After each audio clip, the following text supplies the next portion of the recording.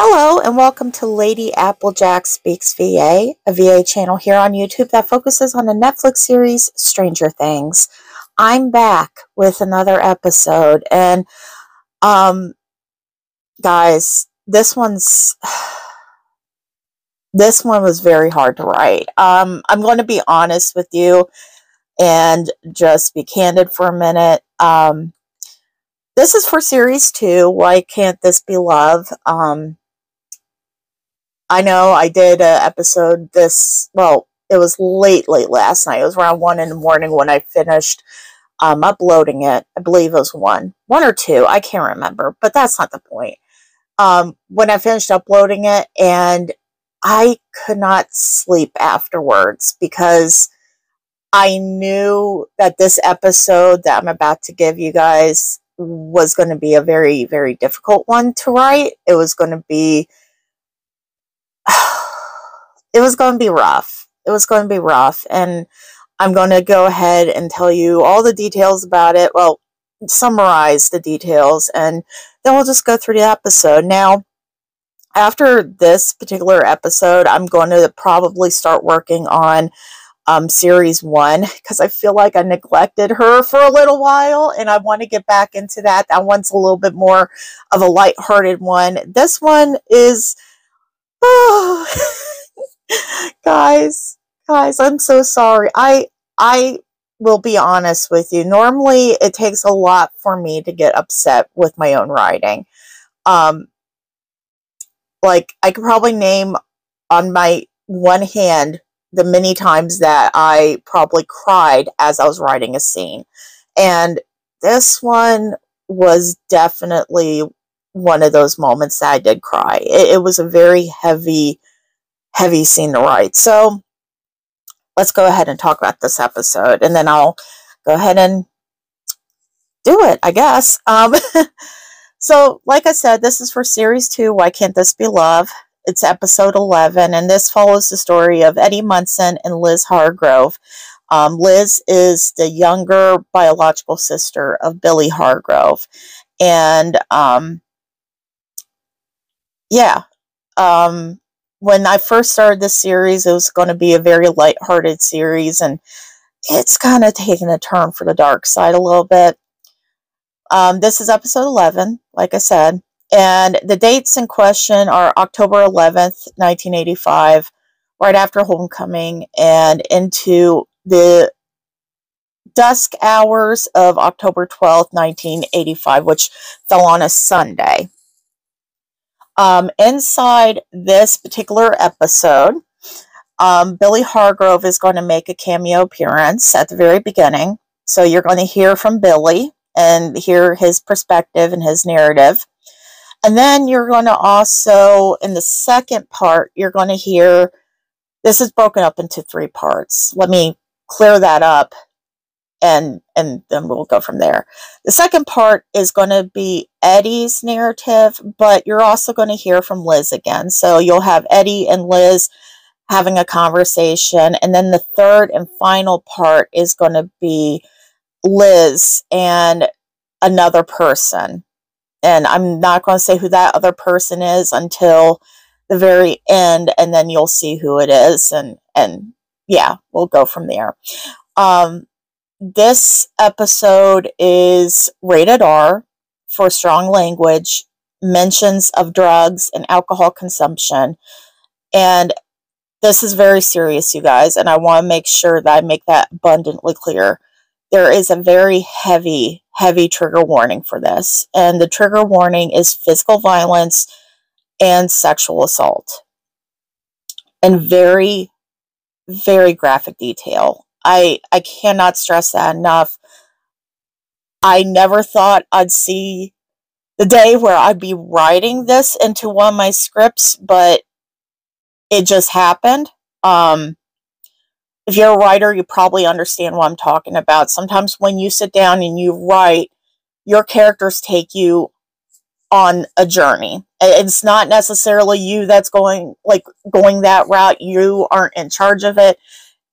It's your characters that take you on this journey, and they lead you through their storylines and give you an understanding of what's going on in their life. I know that sounds corny. It sounds a little crazy, but if you're a writer, you know what I'm talking about. Your characters will do this, where they become almost like another extension of you. They become your friends. They become your family. And in this process, they will take you on a journey, wherever that journey may go, whether it's good or bad. And this is one of those situations that happened. So the age that I put down is 17 plus. Like I've told you guys in the past, this is just a disclosure. If you listen to it and you're under the age of 17, I can't stop you. and I know that there are some mature minors out there. I just ask that you don't tell me your age, and you keep that to yourself. I don't want to know. What else can I say about this? Obviously, with those trigger warnings, I understand that might cut views in half, and I'm not here for views anyways. If you can't listen to this because of the very graphic detail, and again, I'm saying it's very graphic. It's extremely graphic. It was very hard for me to write. Then I totally understand. I'm not going to hold that against anyone. If you want an episode summary, all you have to do is go over to my Instagram, send me a DM, say, hey, I need an episode summary for Series 2, Episode 11. And I'll know what you're talking about, and I'll try to clean it up as best as I can. That way you aren't getting horribly triggered. So, I just wanted to say that. I'm sorry, you guys. I'm kind of taking a minute here because, like I said, I just finished this episode and I cried as I was writing it. It was intense. It was intense. On a lighter note, if you guys noticed, I did put some Easter eggs out for the upcoming episodes on this series. Some little promo shots and what have you. They are on Instagram and TikTok. So you can head over to either Instagram or TikTok and look those up and see what I did. I'm kind of proud of the graphics, at least. I feel like I did a good job with the promo shots on those. But yeah. Okay. Whew. Just gotta breathe. So this episode is titled These Violent Delights. I had a suspicion that Liz had lied to me and to everyone else in our family. She had told Susan and my old man that she would be sleeping over at Robin's house after the dance. And the fucking idiots bought it. It was all too convenient. Staying over at Robin's, having her shitbag boyfriend drive her to and from the dance. Our parents might be stupid, but I sure as hell wasn't. My suspicions were confirmed at the town convenience store. I heard Munson calling my sister over in the next aisle. I heard him explicitly say that they were going to go back to his place tonight. Everyone in town knew that Munson's uncle worked overnights at the factory, and that the trailer was basically a bachelor pad. It was also known that Eddie would bring girls home on the regular. Well, that is, until recently. I hung back a bit as Munson made his way up to the cash register with his purchases, seething as I heard him ask for 2 boxes of condoms. It took everything I had not to go beat the shit out of him. Liz had gone out to the van, oblivious to my presence in the store. I could have stopped her.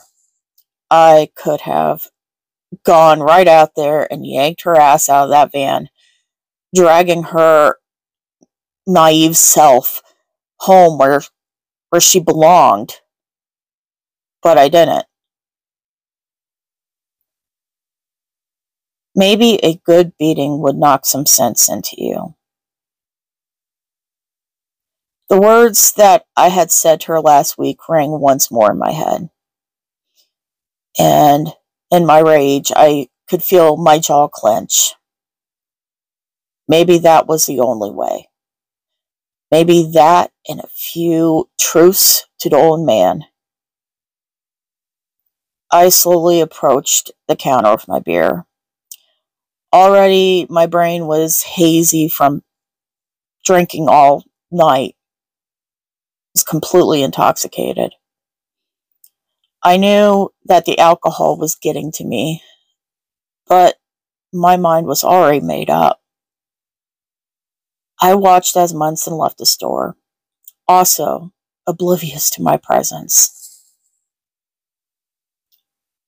I made sure to convince myself to let them go, because after tonight, all this will end. 3 hours later, at Eddie's trailer. Tell me again. Tell me about what it'll be like in Chicago. I smirked softly against her hairline, kissing it gently as my right hand gently caressed her naked back, while the other held her right hand against my bare chest. I played with her class ring on her right ring finger, as I relaxed against my pillows. We had made love on and off since we got home. Well, home for me, I guess. But then again, home was wherever she was. She was my home. Again? Baby, didn't I tell you my plans last night for us? Please. It gives me something to hold on to. Well, I mean, you could hold on to me.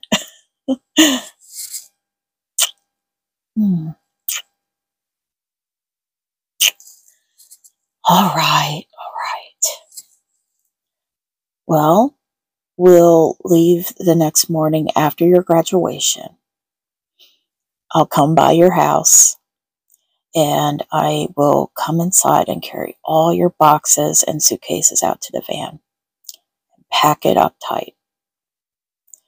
You'll tell your old man to get bent, and you'll give Susan and Max hugs, and maybe you'll do the same for your prick brother. He really isn't all that bad.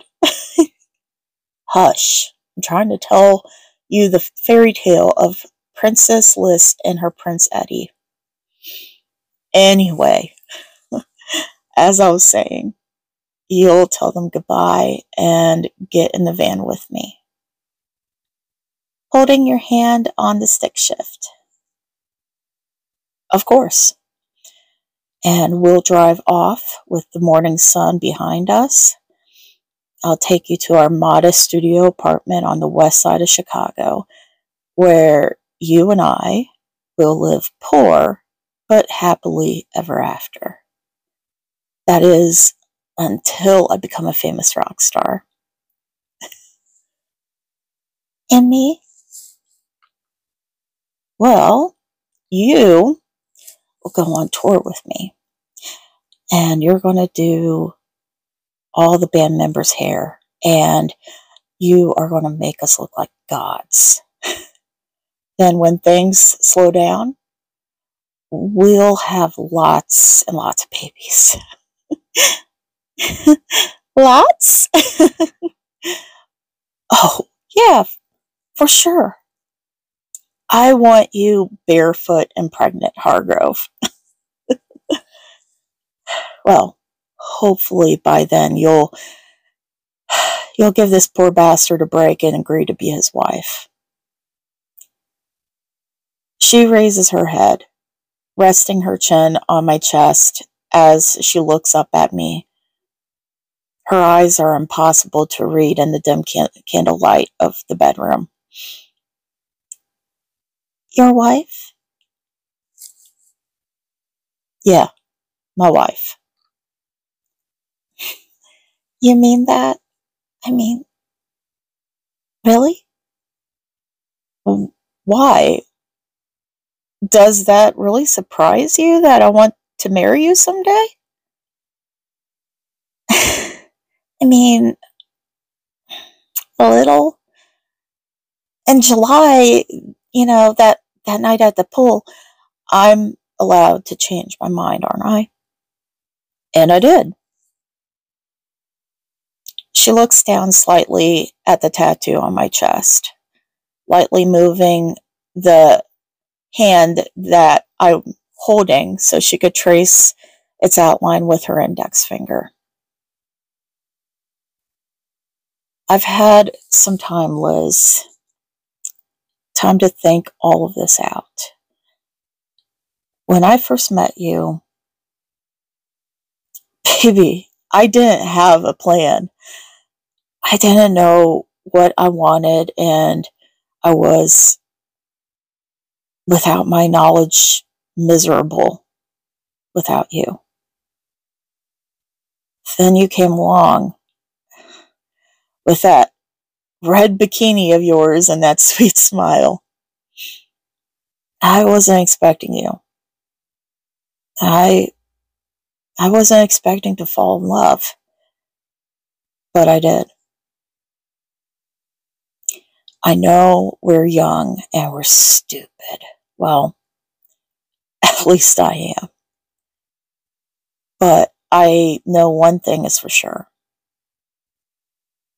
I want to spend my life with you.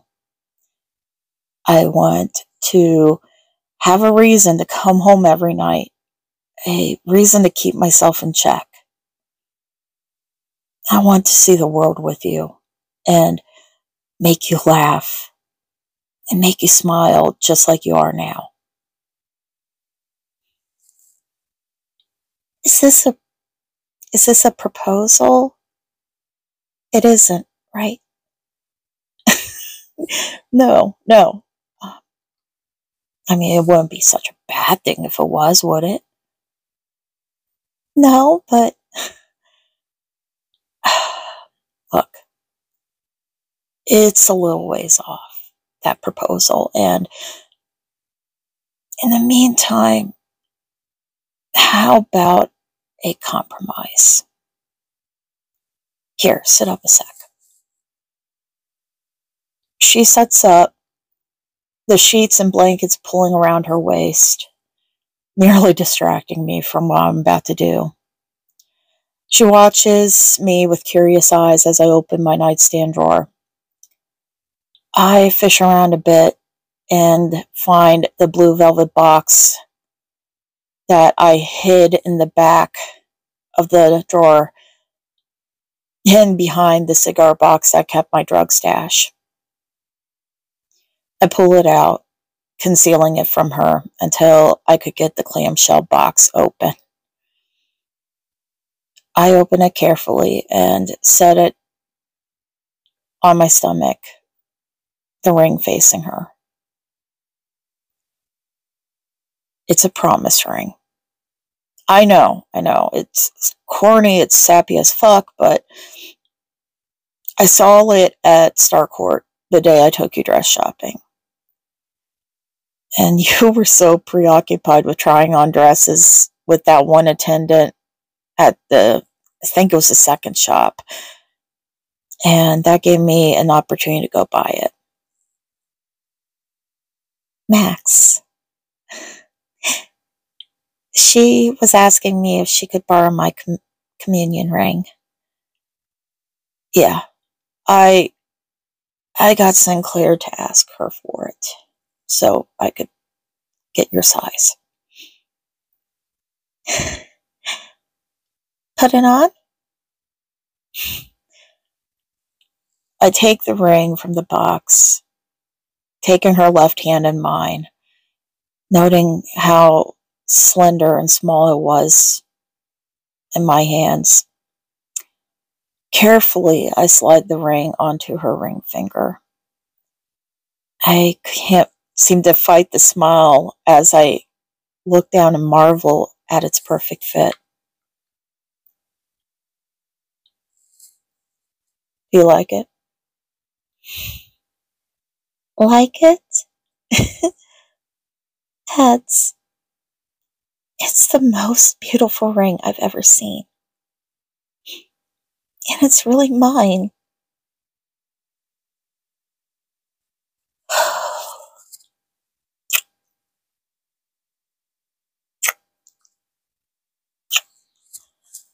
I love you, Lisetta Renee Hargrove. I hate it when you use my full name like that. I don't. It's beautiful. Like you.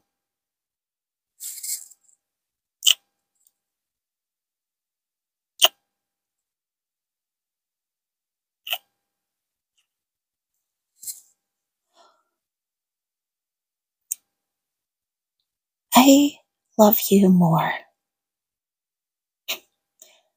Impossible.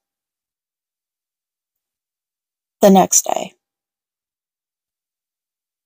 You sure you don't want to just go to the shop and get one done? I could pull a few strings. I know some people.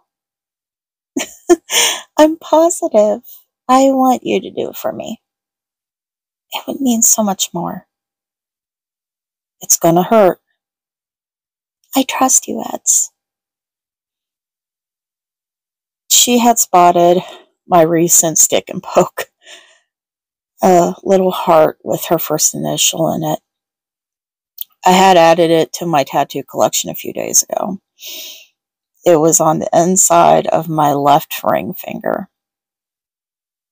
As soon as she saw it, she wanted one too. Okay, where do you want, baby?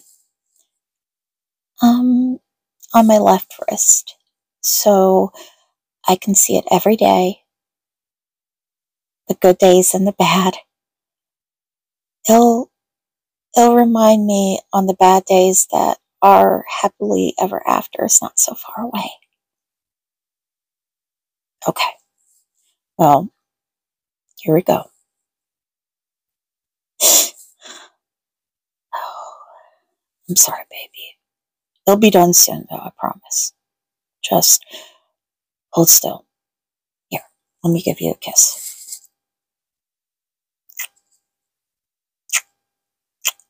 That should keep you motivated. I finished the matching heart off with my first initial. I didn't expect it to, hit me as hard as it did. But looking at it, looking at her, I was full of every blissful emotion imaginable. I didn't think I could be any happier at this moment.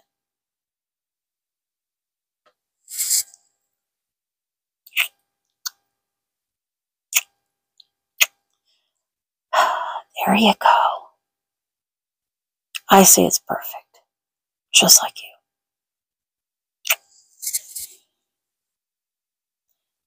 We spent the rest of the day together. I ended up taking her to the park and pushing her on the swings, playing tag and rolling around in the leaves. We even slid down the slides with some reckless abandon. We were just two goofy kids in love, excited and eagerly waiting the future. Unfortunately, our day had to come to an end and she had to go home. We are now sitting outside the Hargrove house. My van is pumping heat inside as the evening chill begins to sink its claws into Hawkins. I play with the promise ring on her hand for a spell, giving her a sad smile. I hate to see you go. But, Liz, I promise you, this is just temporary. 1 more year, baby. That's it. Well, 1.5 technically. But we're going to get there. You know how I said 86 is going to be my year? Well, 87 is going to be yours. And it's going to be so worth it. I love you.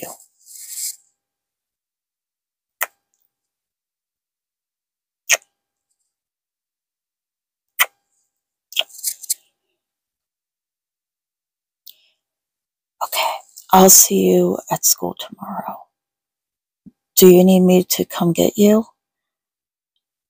Oh, no. Billy will likely drive me and Max. I'm sure he wants to tell me all about his date with Angela. She rolls her eyes and sticks out her tongue, making me laugh in the process. Okay, then. I'll see you in first period.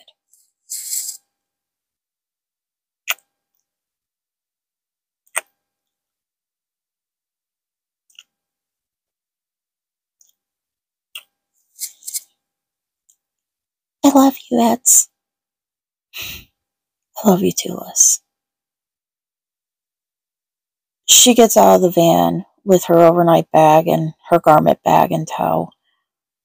I don't know if it's just me, but it's like she's creeping along the sidewalk, timid and cautionary. I try to shake the concern from my mind and drive off towards Forest Hills once I see that she's safe inside. At least, I hope she's safe. My mind goes back to last night. I think about the thin, linear lines, scars down her backside. I finally asked her about them, asked her how she got them. She just changed the subject. Now I wish I just pushed her to tell me the truth. Liz's point of view.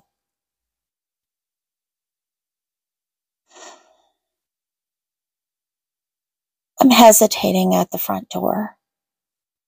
I'm scared to open it and scared to see what lies beyond it. Dad's home. I saw his truck out back along with Billy's Camaro. I am really counting on Susan's help. I had skipped church today, and I knew that I was already going to be in hot water for that. I had promised Dad that I'd go. That was the ultimatum. I'd leave Nancy's early that morning and walk straight there. But I didn't. I didn't want to leave Eddie's bed. I didn't want to leave Eddie's arms. I didn't want to face whatever temper my father had stowed away just for me. I knew he would be still so very pissed off about that dress. I knew I would have to face him sooner or later.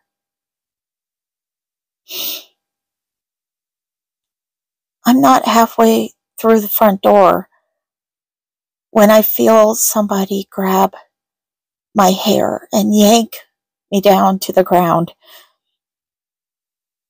I can't react quick enough to shield my stomach from the blow of my dad's steel toe boot. Whore! Harlot! Jezebel! Just like your mother!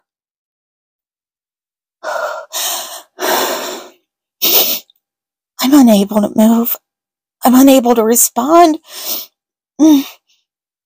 Oh, God, it hurts. He must have taken this for the rebellion, because soon enough I was getting kicked again in the stomach. Dad! Don't you call me that, you whore! I know you stayed with that boy last night. Your brother caught you two at the store buying condoms. You're nothing more than a sinner. You are nothing but a slut. Ah! Another blow to my stomach. I gasp out in pain as tears begin to trickle from my eyes. God, it hurts. I look behind Dad to see my brother. He's looking away from me, and Susan's just sitting there in her chair. God, she's got a black eye and a busted lip too. Oh, why does it hurt? Sit up, whore!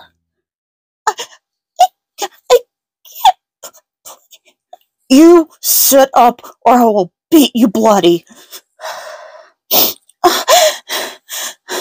I try scrambling up, but I'm not fast enough. Dad's fingers knot into my hair, and he's dragging me down the hall to my bedroom, and I can't stop myself from crying out in anguish. I claw at anything I can. I claw at the tables. I claw at the walls and the floor, and I'm trying to stop him, but he won't stop.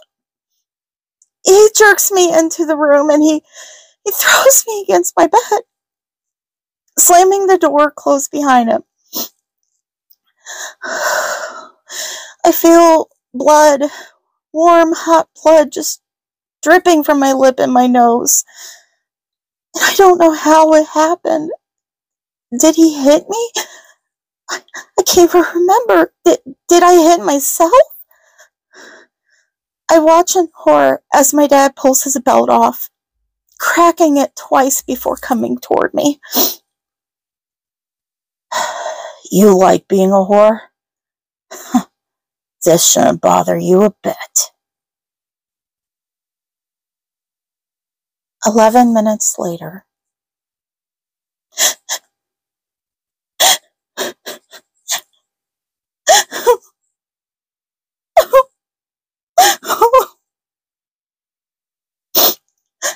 I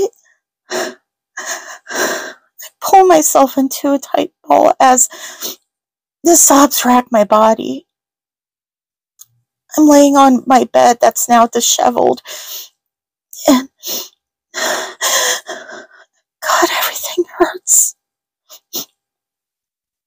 I hear him zipping up his pants and buckling his belt. Everything hurts. It hurts so bad.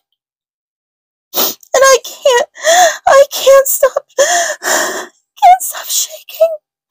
I can't catch my breath.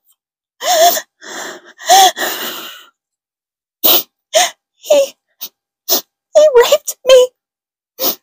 My own father. My own flesh and blood. Oh. He spat in my face as I tried fighting him off. Smelling the pungent odor of alcohol in his breath.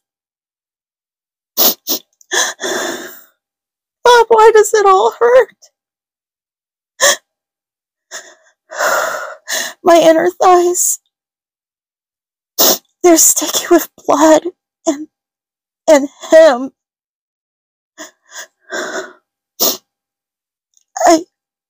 I had thrown up at one point, and that just pissed him off more.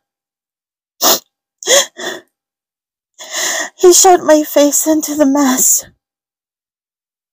and I couldn't stop gagging. I couldn't stop gagging, and he only beat me more.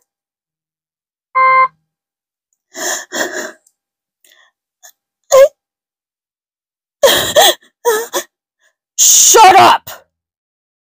You got what you wanted, whore.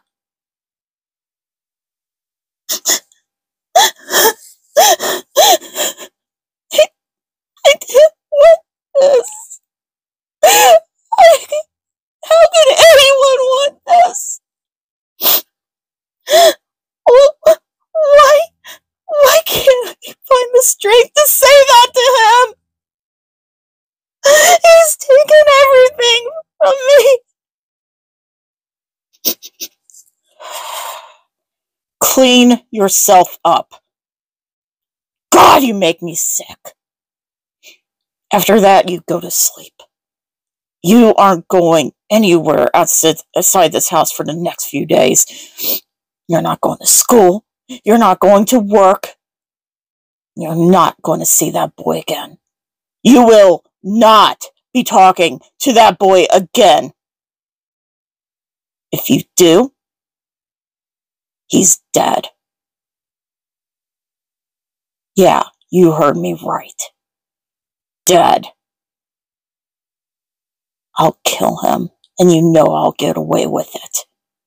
And not one goddamn person will notice. He'll just disappear.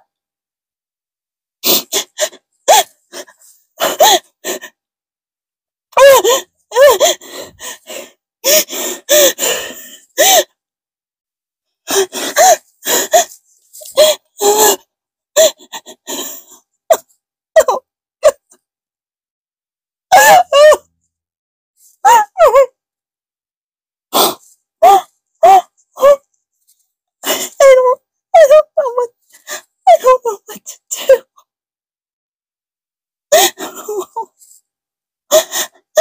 Everything, every single thing that I love is being taken away from me.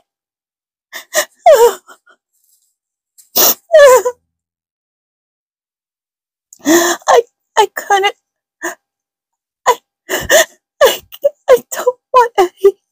I don't want him to get hurt. And even if I could get away from here, how would he want me? How would he want me after this?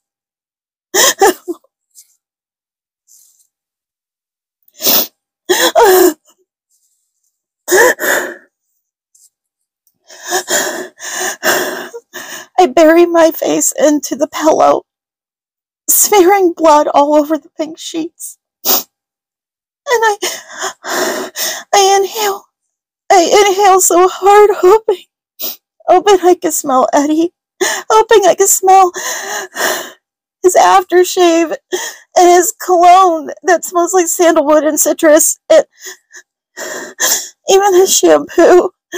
Anything of Eddie's I want to smell, but it's all gone, and now it just smells like my father. I feel the vomit coming back up my throat again, and I fight it back, screaming into the depths of the pillow.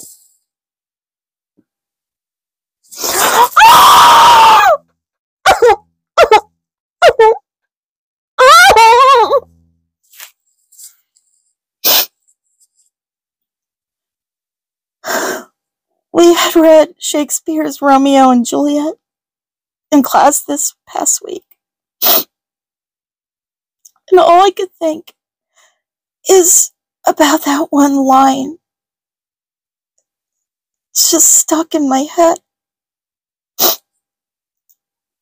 These violent delights have violent ends.